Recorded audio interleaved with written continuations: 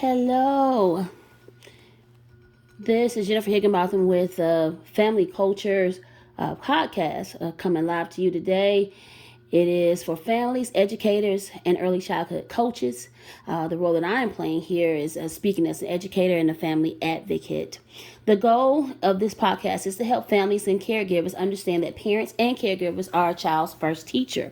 We have to understand the values and priorities of the cultures of the families, all the families that we serve. We have to support children's understanding of diversity and protect against stereotypes and prejudices. And that's coming directly from us. The advocacy message: cultures aren't just foods, dances, or clothing. We have to try to understand the values of the cultures because that's when we learn about the things that we're doing in the classroom, if that is what the child needs and if we're developing what they already know.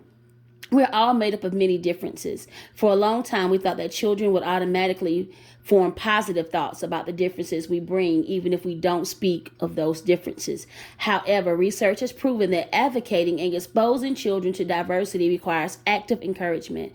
Most people think that children are blind to differences, and most won't point out differences for promoting thoughts or prejudices. Numerous studies have shown that infants as young as 6 months are able to categorize people by both gender and race. Young children's racial beliefs are heavily influenced by their environments. That is important in classrooms lacking racial and ethnic diversity. Inclusion alone does not create respect for differences. It is the active conversation and support for children's understanding of diversity that protects against stereotypes and prejudices that contribute to distorted behavior. That comes from Reynolds 2017. The effects of children, on children, with parents and practitioners. Secure relationships are typically categorized by respect, compassion, and awareness of self and others. Secure relationships between teachers and children provide a trusting environment in which children are supported to grow and learn about similarities and differences in each other and in their communities. A curriculum that teaches diversity promotes relationships that are welcoming to parents and families from diverse family backgrounds and structures. This allows trust and communications between parents as they work towards supporting development of the children. And they spoke of things like multicultural night, or even in like the Child's Play Center, where children are have exposure to different types of dolls and not seen as they need to play with one that looks like them. It also talks about how you can invite the parents of all types with different things and invite them to bring their culture or bring things that they want to share about their culture to the classroom to make them feel more welcomed. Parents. Studies have shown that the parents of minority children engage in ways to teach their children to navigate in a society that presents racial inequalities and have negative stereotypical associations. That's from Gaskin 2015. By incorporating a diverse curriculum, educators have opportunity to support children as they begin to see and embrace differences between themselves and others.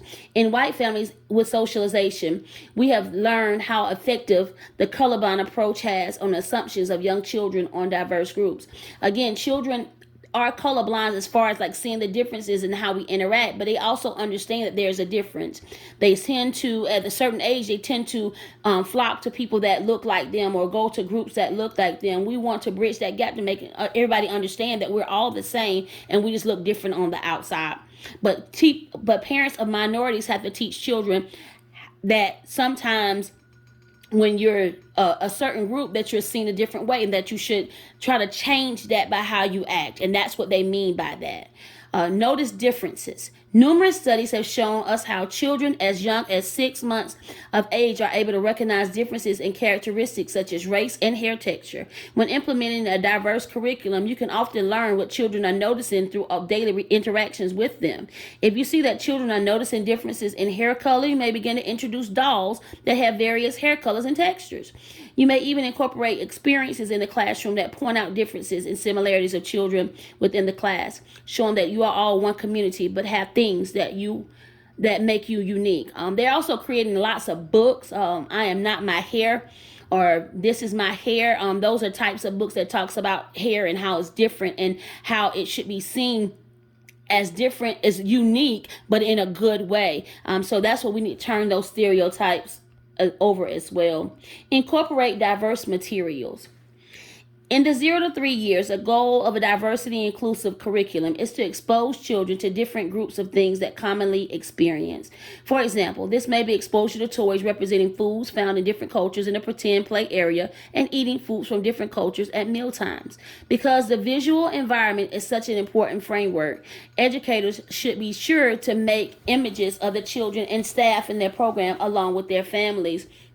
This can be a great example of showing different family dynamics while also teaching a sense of self in the child. In play areas, teachers can display images of various types of work, showing both men and women as well as a balance of ethnic and racial groups. That's from Dearman Sparks, 1989, page 12.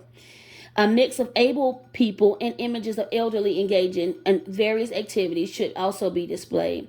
Books that can reflect different abilities, gender, and cultural backgrounds. Having a book in multiple language gives good exposure to diverse populations as well.